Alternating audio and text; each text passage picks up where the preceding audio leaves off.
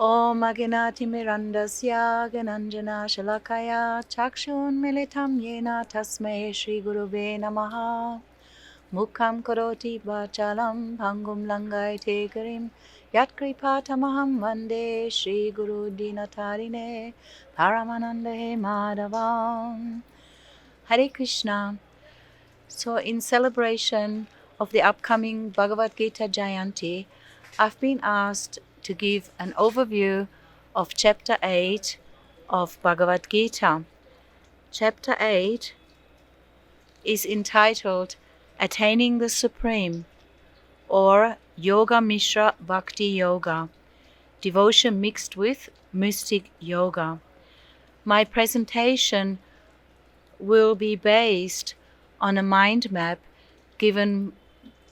kindly put together by our dear Yashoda Mai and originally designed by Burijan Prabhu and used in the Bhakti Shastri courses, called 1881.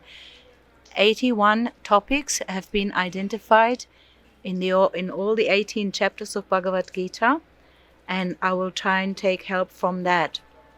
The mind map for the 18th for chapter 8, Attaining the Supreme, looks like this. You will see it on the slide. You can see we're discussing chapter 8, and it has 28 verses. In this chapter, 6 topics are given.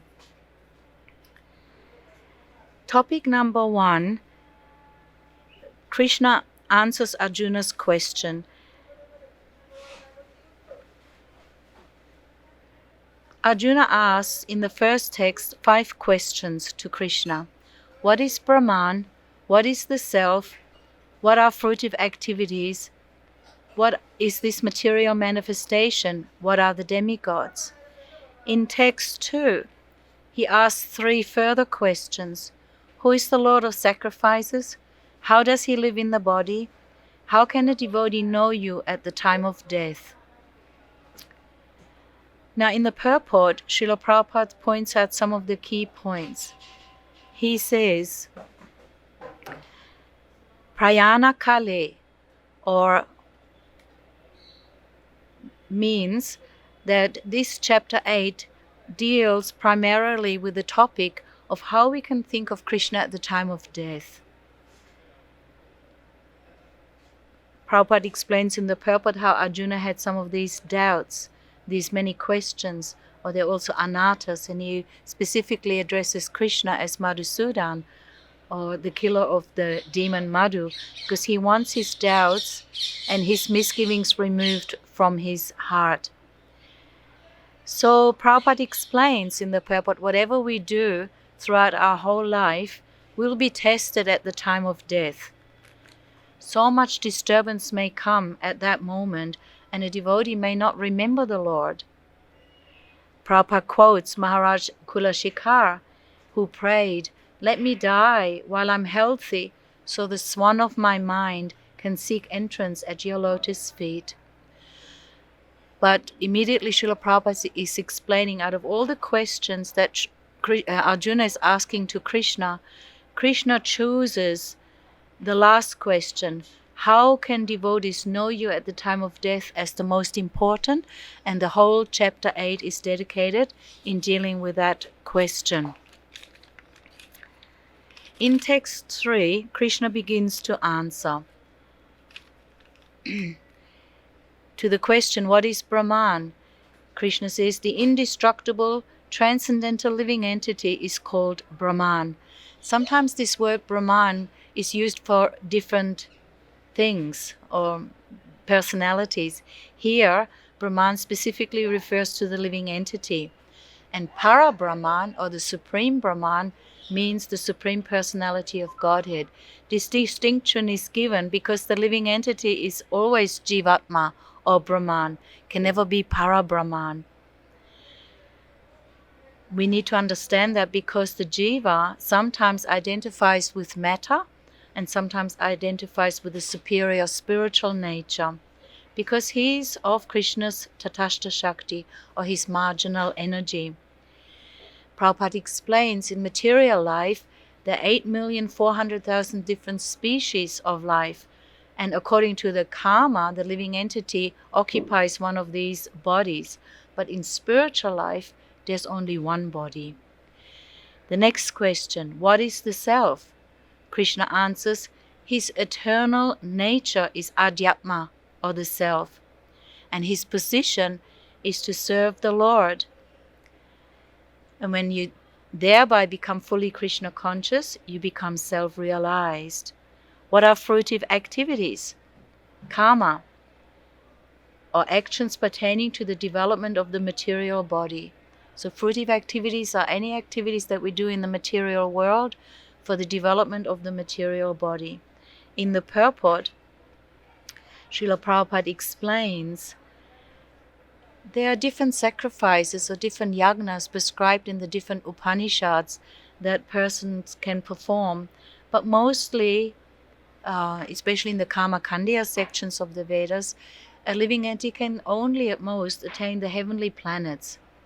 Prabhupada explains about the Panch Agni Vidya. It's a process of sacrifice that enables the soul, to at least again attain the heavenly planets, enjoy there for some time, but then he's forced back down to this earthly world, and but gets a chance for a human body. Huh?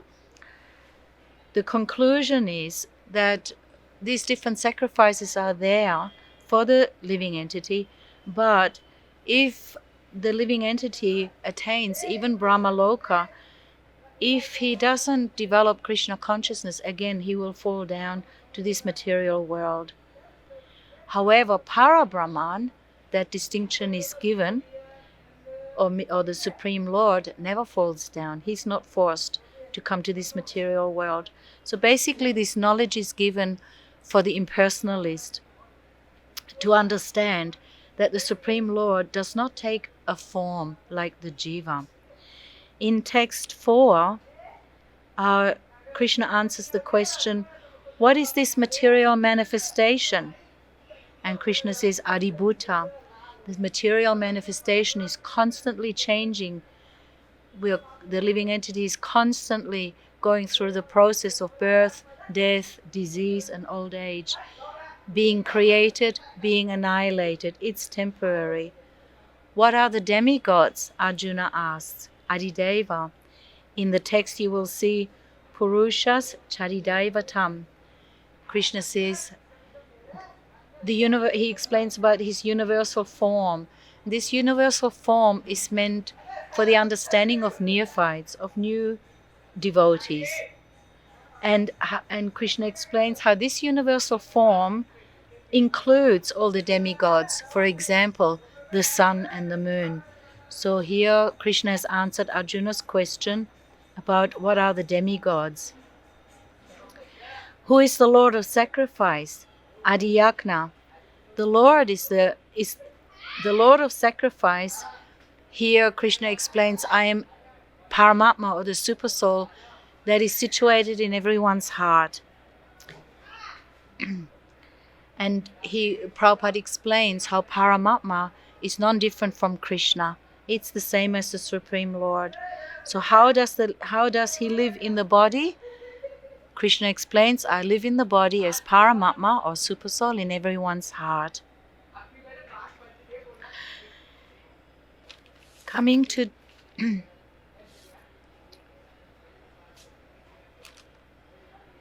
so we've just now covered the first topic, wherein from text 1 to 4, where Arjuna gives a set of questions and Krishna answers. Now we're coming to the second topic, which is entitled Remembering Krishna. And that goes from text 5 to text 9. So Krishna answers in detail now, how can a devotee remember him at death? Text 5, and we're showing this on the slide, goes like this. I think most devotees know this verse off by heart, so you can chant along with me. Anta kale chamam eva smaran muktva kalevaram ya prayati samatbhavam yati nastyatya sankshaya. And whoever, at the end of his life, quits his body, remembering me alone, at once attains my nature. Of this there is no doubt. There is no doubt. Arjuna was expressing some doubts, and Krishna, as his best friend, is telling him now from his heart, there is no doubt. Please accept my words. So in text 5, in the purport, Srila Prabhupada explains immediately about the importance of Krishna consciousness. Anyone who quits his body in Krishna consciousness is at once transferred to the transcendental nature of the Supreme Lord. The Supreme Lord is the purest of the pure. Therefore, anyone who is constantly Krishna conscious is also the purest of the pure. And please, so this verse, Krishna is telling, please just remember me. Just remember me. And Prabhupada explains that is only possible if you become pure in Krishna consciousness. And in the purport, he stresses the chanting, how to become pure. He says, just chant Hare Krishna, Krishna Krishna, Hare Hare, Hare Rama, Rama Rama, Hare Hare. Now to text 6, and again we're showing the slide, shows us what the consciousness should be at death. Yam yam vapi smaran bhavam dhyacha dhyante kalevaram tam tam evaiti kaunteya sada tat bhava bhavita. Whatever state of being one remembers when he quits his body, O son of Kunti, that state he will attain without fail. So this is such an important verse because Srila Prabhupada explains that all the culmination of all our thoughts at the time of death determined where we will go in our next life. So it's not just what we are doing, what we are speaking, but it's much more subtle than that. It's what we've been thinking about throughout our whole life. And that's why Prabhupada explains this Krishna consciousness should be practiced from a very young age, so that throughout our whole life we can learn how to remember Krishna. The process of changing one's nature at the critical moment of death is here explained. So anybody that can think of Krishna attains the transcendental nature of the Supreme Lord. The importance is stressed here, and Prabhupada gives the example of Bharat Maharaj, who unfortunately in the last moment developed love for a deer.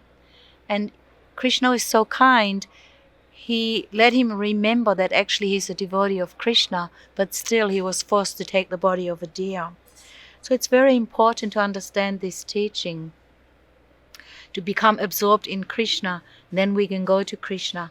And again, Srila Prabhupada says, therefore, the chanting of Hare Krishna, Krishna Krishna, Hare Hare, Hare Rama, Rama Rama, Hare Hare, is the best process for successfully changing one's state of being at the end of one's life. Text 7, and you will see on the slide, shows that our duty is to always think of Krishna. So Krishna's been stressing to remember him. Now he's saying to always think of him. Tasmat saveshu kaleshu mam anushmara yudyacha maya pita manobudya mam evaishyasya sankshaya. So Krishna shows us clearly what to do. He gives a practical hint. Therefore, Arjuna, you should always think of me in the form of Krishna. He's showing us how to think of Krishna as his original form as Shyamasundar. And at the same time, carry out your prescribed duty. Don't stop your work. Do what you need to do in this material life, but always think of me. Prescribed duty of fighting. With your activities dedicated to me, and your mind and intelligence fixed on me, you will attain me without doubt. Again, Krishna is assuring Arjuna, saying, without a doubt, trust me, just do this. Because it's not so easy, because our mind is busy thinking about so many things. How can we always focus on Krishna? How can we always think of Krishna? How can we be in this material world and do our work and still always remember Krishna? That's the challenge. And so Prabhupada says, please do your prescribed duties or your engagements, but at the same time, think of Krishna and chant Hare Krishna. I'd like to give a quote here from the Srimad Bhagavatam, 10th Canto, Chapter 46, Text 4. Because we can understand, for us, the example, we're being here in this beautiful Vrindavan, so we know the example for us of how to always think of Krishna are, of course, the gopis and ultimately Srimati Radharani, because she has the highest love for Krishna. So it is this love, if we have this love for Krishna, then we can always think of him. Where our affection lies, that's where our thoughts will be.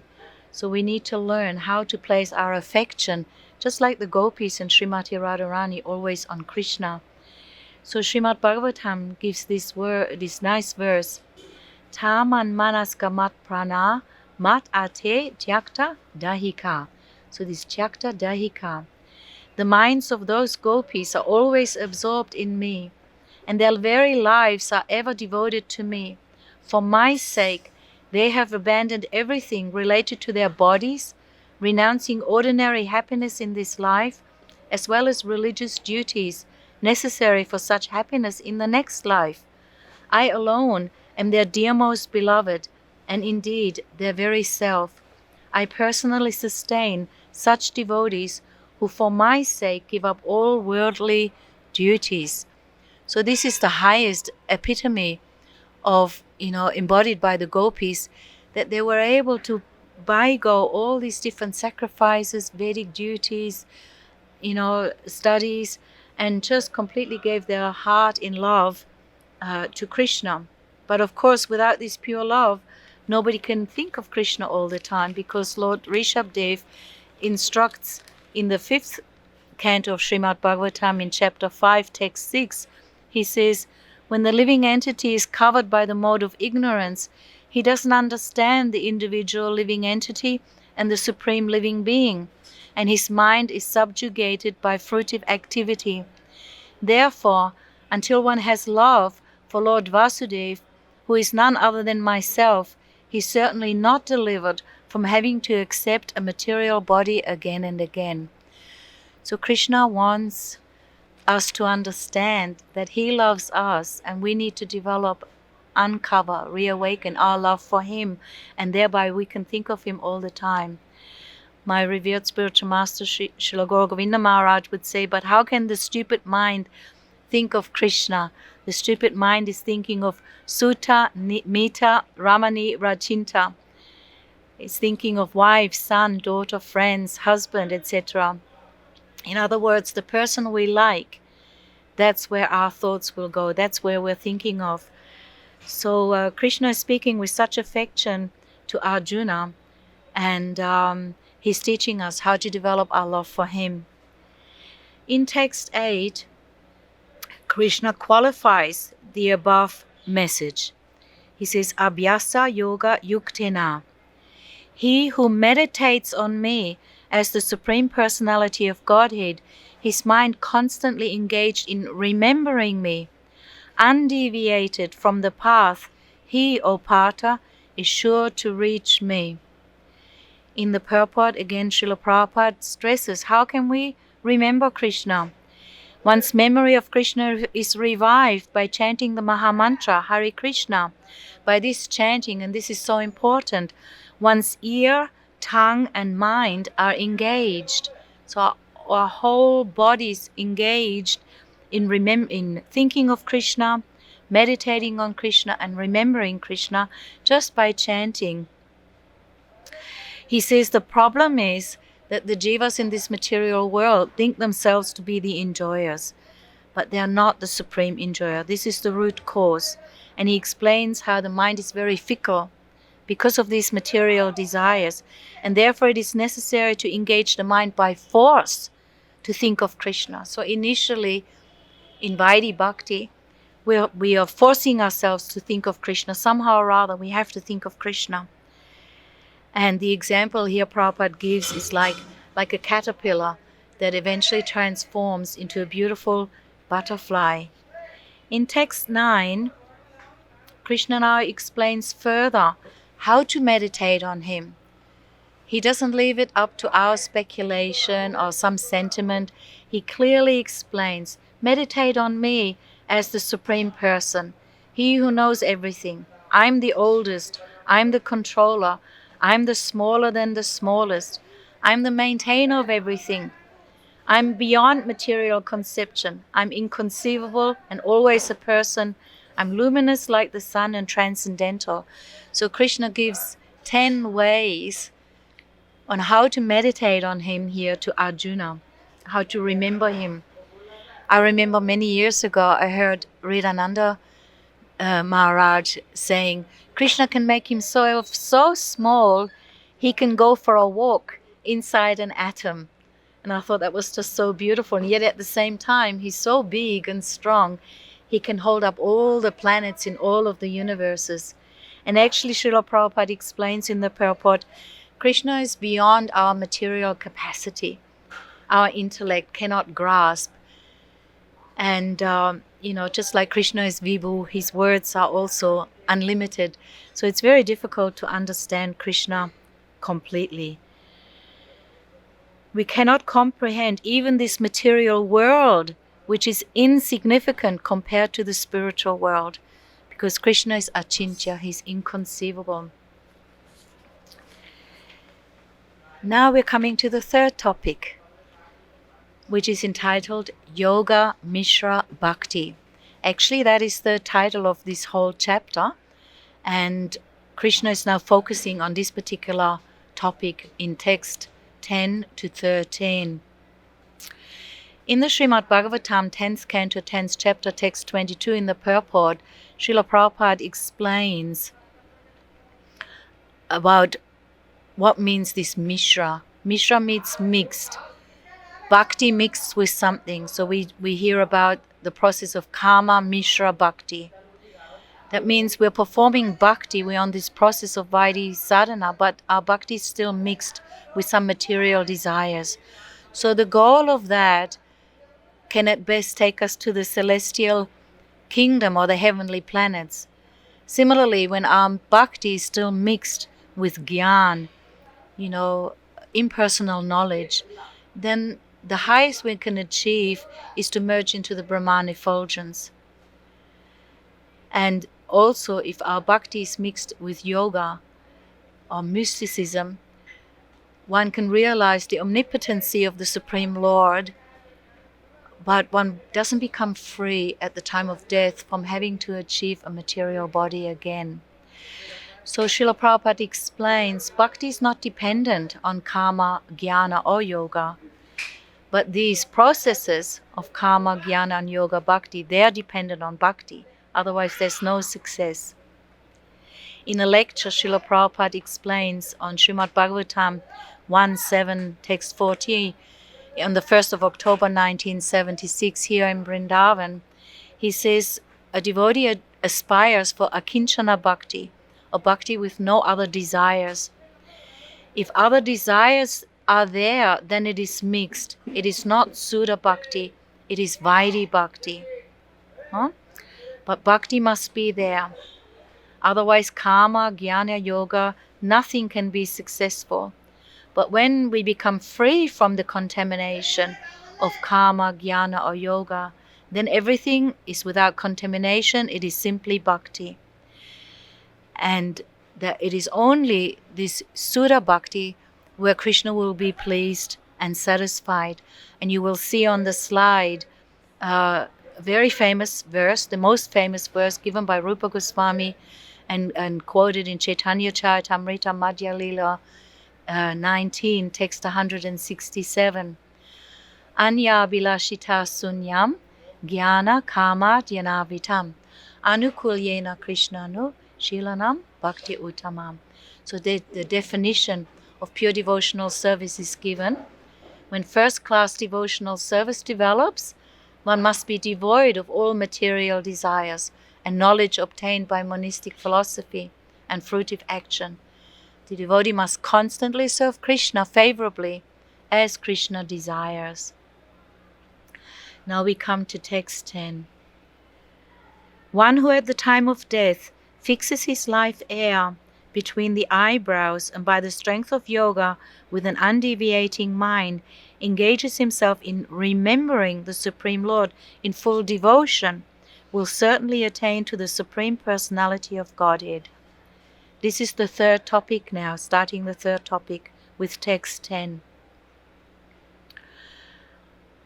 In this verse it is clearly stated that at the time of death the mind must be fixed in devotion to the Supreme Personality of Godhead. Yoga balena is important here.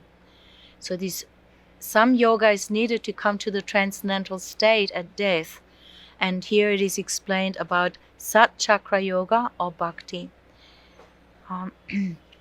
In text 11, persons who are learned in the Vedas, who utter Omkara, and who are great sages in the renounced order, enter into Brahman. Desiring such perfection, one practices celibacy. I shall now briefly explain to you this process by which one may attain salvation. So Sat Chakra Yoga is being explained here, and we don't need to explain the process right now. We are just giving an overview, and time is limited. However, Omkara, or the sound vibration of Om, Srila Prabhupada explains in the purport, is for the impersonalists, is to chant this sound Om, and in the hope to come to understand a Supreme Person. Prabhupada explains about the Brahmacari principle and how a Brahmacari practiced celibacy. And he goes into all these different details of how a Brahmacari needs to be educated, and this is very, very important. However, he again ends the purport by saying, therefore, Lord Chaitanya has announced, according to the scriptural injunctions for this age of Kali, that in this age, no process of realizing the Supreme is possible except the chanting of the holy names of the Lord. And again, he gives the whole Maha Mantra. Text 12, Lord Krishna explains how to practice this yoga. The Prabhupada says this practice is called pratyahara, or withdrawing the senses from the sense objects. That is the process of yoga, that we first need to learn sense control, how to withdraw from enjoying in this material world and focusing on the super soul. And Prabhupada again says the best process is Krishna consciousness. If you want to fix your mind on Krishna in devotional service, then please chant Hare Krishna and come to this point of samadhi, which is the highest goal of yoga. Text 13 indicates the Supreme here by saying Om Ityekaksharam Brahma. We know further along in the 9th chapter, text 17, Krishna says, I am the syllable Om. And in the 17th chapter, in text 23, he says Om Tat Sat. So the point here, which is important, is to understand that the sound Om originates with Krishna, is non-different from Krishna. And again, Srila Prabhupada says, the chanting of the Hare Krishna mantra is clearly recommended for this age. So if one quits his body at the end of life, chanting Hare Krishna, Krishna Krishna, Hare Hare, Hare Rama, Rama Rama, Hare Hare, he certainly reaches one of the spiritual planets according to the mode of his practice. This has covered now the third topic of the 8th chapter of Bhagavad Gita, and now we're coming to the core. You know, the sweet, nicest thing is always hidden in the center. Just like Bhagavad Gita, the first 6 chapters deal with Karma Yoga, the last 6 chapters deal with Jnana Yoga, and the middle 6 chapters, of which this 8th chapter, of course, is a part, deal with pure devotional service or bhakti-yoga. So now Krishna comes straight to the core of where it's really at.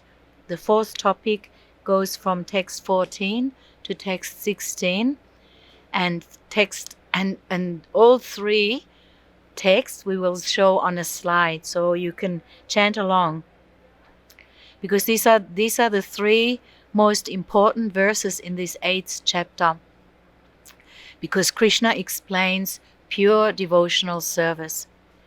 Ananya cheta satatam yomam smarati nityasha tasyaham sulabhapata nitya yuktasya yogina. For one who always remembers me without deviation, I am easy to obtain, O son of Pirtha, because of his constant engagement in devotional service. So constant engagement of devotional service. This is very important. So if you have not so much time, if you can just study these three texts of the 8th chapter, you will catch the essence of it. Here Prabhupada explains about Ananya Cheta, or pure bhakti. Devotees desires nothing, only to satisfy and please Krishna. That is called Nishkama Bhakta.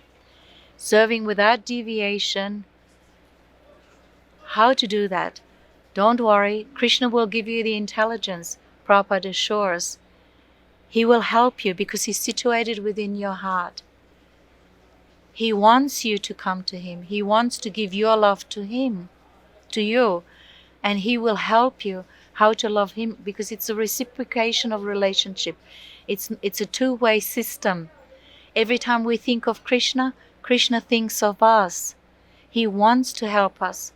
More than what we want to go home back to Godhead, he wants to welcome us back there. Prabhupada says he will give us the intelligence. Bhakti yoga is very simple and pure and easy to perform. One can begin simply by chanting Hare Krishna. And he says how Krishna is especially inclined toward those who always serve him without deviation. The Lord helps such devotees in various ways. The Lord gives such a devotee sufficient intelligence so that ultimately the devotee can attain him in his spiritual kingdom. And then Srila Prabhupada explains, of course it's wonderful to be here in Vrindavan, in the holy Dham, where Krishna performed his pastimes, but a devotee is not even worried to live in Vrindavan or not directly, because he's so absorbed in wanting to please Krishna that wherever he goes, he can create the atmosphere of Vrindavan by his devotional service. This is such a beautiful sentence. So a devotee travels fearlessly, knowing the Lord is protecting him, guiding him, maintaining him, giving him the intelligence, giving him protection and shelter and love wherever he is in the world. And we can create the atmosphere of Vrindavan wherever we are. And Srila Prabhupada explains further in the purport about the 5 rasas. It's not that we just have to think of Krishna, in a theoretical way, but actually as we are chanting the holy name, we are learning about the 5 rasas. We will be able to establish a relationship with Krishna in one of the 5 rasas. So it becomes very intimate. And Krishna will accept our service according to our desire and mood. A pure devotee cannot forget the Supreme Lord for a moment, and similarly, the Supreme Lord cannot forget his pure devotee for a moment. This is the great blessing of the Krishna conscious process of chanting the Maha Mantra. Prabhupada again gives the whole Maha Mantra. In text 15, you'll see on the slide, Mam upetya punajanma dukhalayam ashashvatam napnuvanti mahatmana sangsiddhim paramam gata. So this is a very famous verse that we quote very often to convince others of that this material world is just a place of misery. After attaining me, the great souls who are yogis in devotion never return to this temporary world which is full of miseries, because they have attained the highest perfection. So Krishna assures, just make this endeavor, remember me, think of me, meditate on me, and you will never have to come back to this material world. Become absorbed in transcendental service. Like that. Then the next verse, again you will see it on the slide, text 16. Abrahma bhuvanaloka puna avatino juna mam upetya tu konteya puna janmana vidyate. From the highest planet in the material world to the lowest, all are places of misery, wherein repeated birth and death take place. But one who attains to my abode, O son of Kunti, never takes birth again. So just to be sure that Arjuna understands, it's not just this earthly planet, but all the planets from the highest to the lowest in this material world are places of misery because birth and death take place there. But if you attain his spiritual abode, you never have to take birth again. So Prabhupada explains in the purport, those who attain the highest material planets, the planets of the demigods, are again subjected to repeated birth and death. And even if you engage in these sacrifices like the Panjagni Vidya, you might achieve even Brahmaloka. But if you don't become Krishna conscious, even there, again, you're forced to come back to this material world.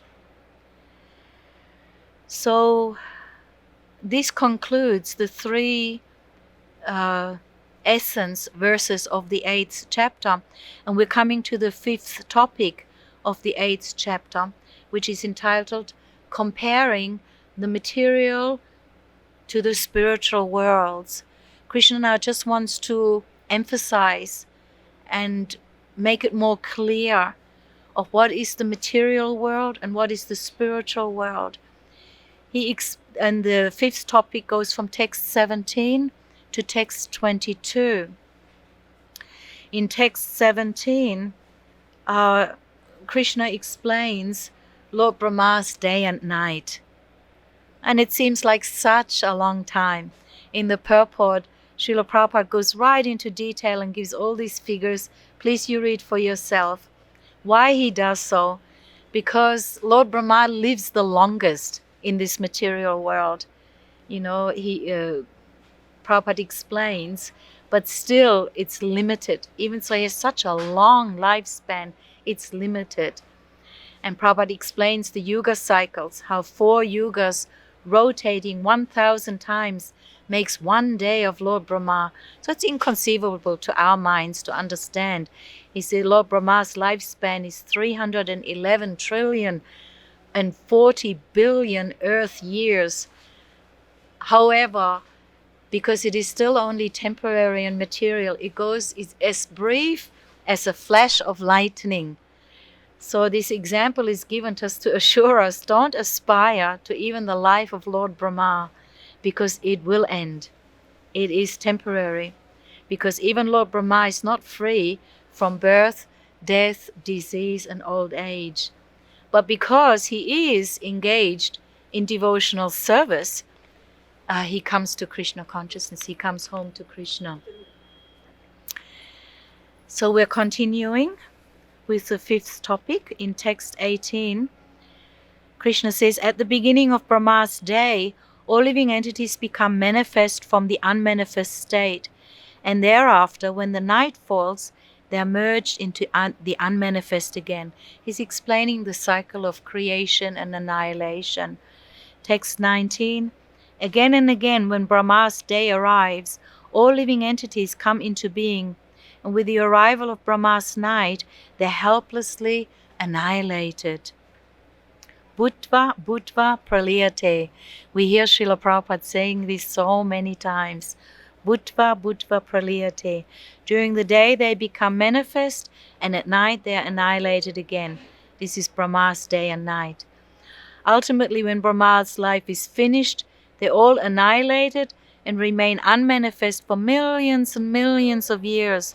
And when Brahma is born again in another millennium, they're again manifest. So it's kind of like a long time that's going by, and this is going on. So again, Srila Prabhupada says, but those intelligent persons, so let's be smart, let's avoid all of this.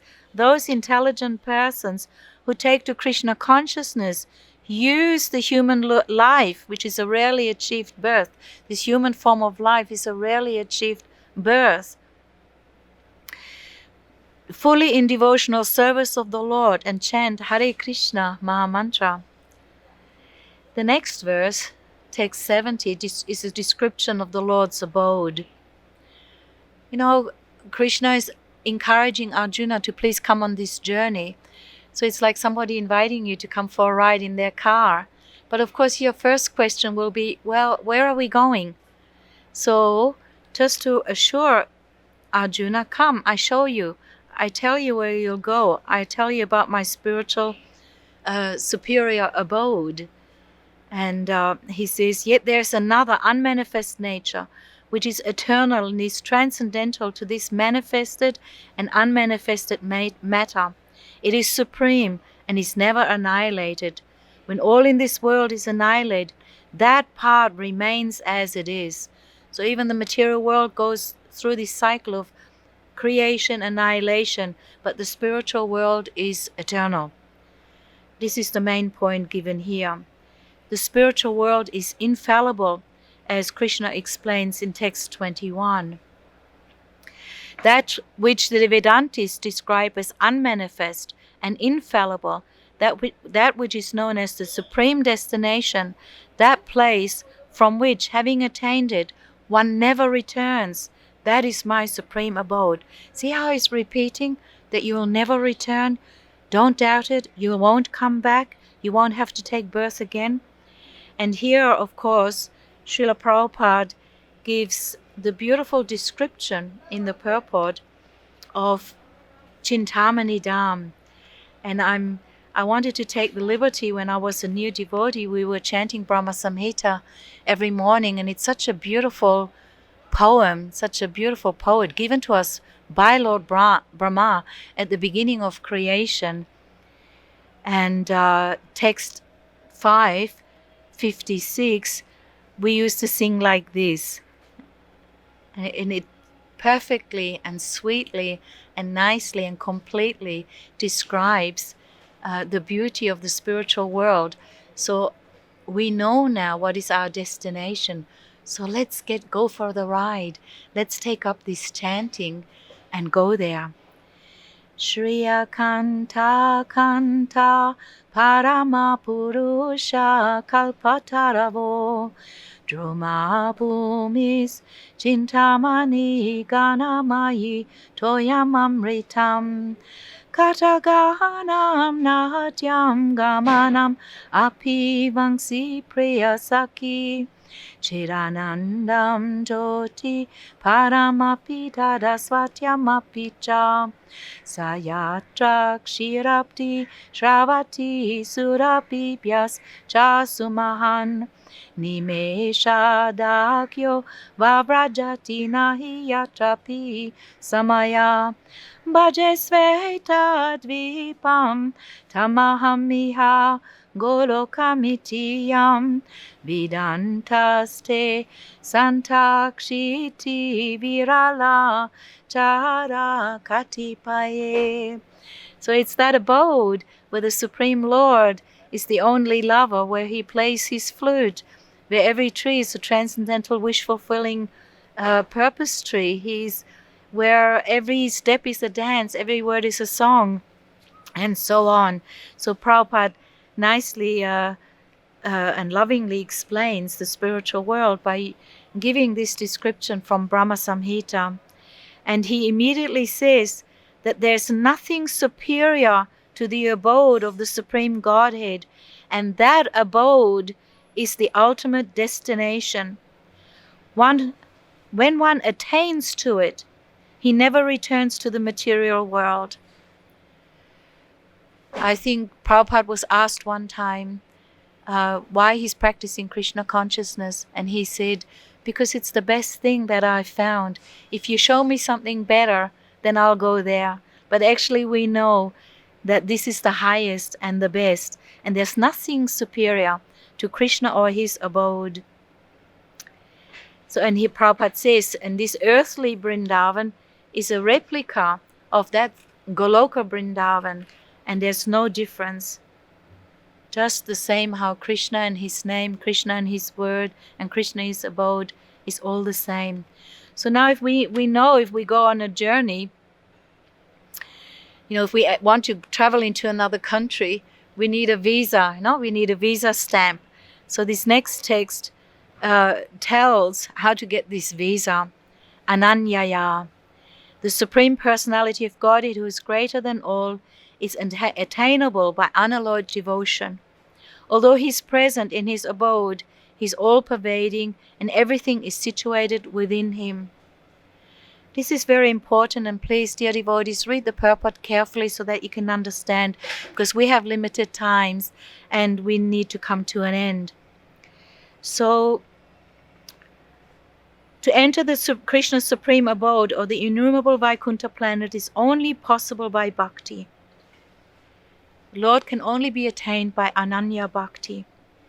In text 23, the supremacy of devotion is given, and with that we're coming now to the last topic of chapter 8 of Bhagavad Gita, the supremacy of devotion in attaining the supreme. Text 23, O best of the Bharatas, I shall now explain to you the different times at which, passing away from this world, the yogi does or does not come back. Here Krishna explains a method for yogis to leave their bodies, but Prabhupada explains this is not so important for the devotees. In text 24, Krishna explains what happens when you pass in the day. However, Prabhupada in the purport explains a devotee is not worried about these auspicious or inauspicious times of passing. If one leaves the body at the time designated above, either accidentally or by arrangement, it is possible for him to attain the impersonal Brahma Jyoti. So this is for the mystics, this is for the yogis. So a devotee, who is in Krishna consciousness, he does not fear of returning, whether he leaves the body at an auspicious or inauspicious moment, by accident or arrangement. Text 25 tells about what happens when you pass at night. However, we are not worried, because Krishna himself will explain that this coming and going is for the karmis and the jnanis, this knowledge. According to Vedic opinion, there are two ways of passing from this world, one in light and one in darkness. When one passes in light, he does not come back, but when he passes in darkness, he returns. But this is, like I said, for the karmis. Prabhupada explains in the purport, it is for the fruitive laborers and the philosophical speculators, and it just actually continues this cycle of going up and down in the material world. Now we're coming to the important text, 27, where Krishna says, although the devotees know these two paths, O Arjuna, they are never bewildered. The devotee doesn't worry about this, because therefore be always fixed in devotion. Krishna himself brings Arjuna's attention back. Just focus on me. Just meditate on me. Don't be disturbed by these different paths. And Prabhupada, of course, again says that one must be firmly established in Krishna consciousness and chant Hare Krishna. The best way to be absorbed in Krishna consciousness is to be always dovetailed in his service, and this will make one's path to the spiritual kingdom safe, certain, and direct. Safe, certain, and direct. And you can see the slide now. This is our last slide. We're coming to the end of the 8th chapter. Vedeshu yagnesha pashu chaiva daneshiyat punya palam padistam adyeti tatsavam idam viditva yogi param stanam upaiti chadyam. A person who accepts the path of devotional service is not bereft of the results derived from studying the Vedas, performing sacrifices, undergoing austerities, giving charity, or pursuing philosophical and fruitive activities. Simply by performing devotional service, he attains all these, and at the end, he reaches the supreme eternal abode. And actually in this verse, Krishna is already hinting what is the ultimate conclusion of Bhagavad Gita, where he says in the 18th chapter, text 66, Sava Dhamman Parijaja Mam Ekam Saranam Vaja Aham Tvam Sava Pabebhyo Mokshayishami Masuchaha. Just always think of me. Give up all these things like sacrifices and studying Vedas and giving charities, performing austerities. Don't worry about it and just think of me. Prabhupada explains the various ashrams and how to progress through them. But he says the beauty of Krishna consciousness, however, is that by one stroke, by engaging in devotional service, one can surpass all the rituals of the different orders of life. And we're coming to our last concluding slide, because in the purport, Srila Prabhupada explains the process from Shraddha to Prem. So you can read, you can see on the slide, Adau Shraddha Tata Sadhu Sango. Prabhupada explains, in the beginning, one must have a preliminary desire for self-realization. This will bring one to the stage of trying to associate with persons who are spiritually elevated. In the next stage, one becomes initiated by an elevated spiritual master, and under his instruction, the neophyte devotee begins the process of devotional service. By execution of devotional service under the guidance of the spiritual master, one becomes free from all material attachment, attains steadiness in self-realization, and acquires a taste for hearing about the absolute personality of Godhead Sri Krishna. This taste leads one further forward to attachment for Krishna consciousness, which is matured in bhava, or the preliminary stage of transcendental love of God. Real love for God is called prema, the highest perfectional stage of life. Prabhupada gave us this verse in the 4th chapter, text 10 in the purport. So in conclusion, I'd like to thank everyone for your attention and your patience with me. I counted it. Prabhupada says at least 11 times to chant Hare Krishna, and he gives the full mantra, or tells to just come to this process of Krishna consciousness, as he delineates in the last part of the purport in the last verse. So think of Krishna, and Krishna thinks of you, and much more than what we want to go home back to Godhead. He wants us to come back there, and he's calling us with the Maha Mantra, which is actually Radharani's mantra, Radha Tantra.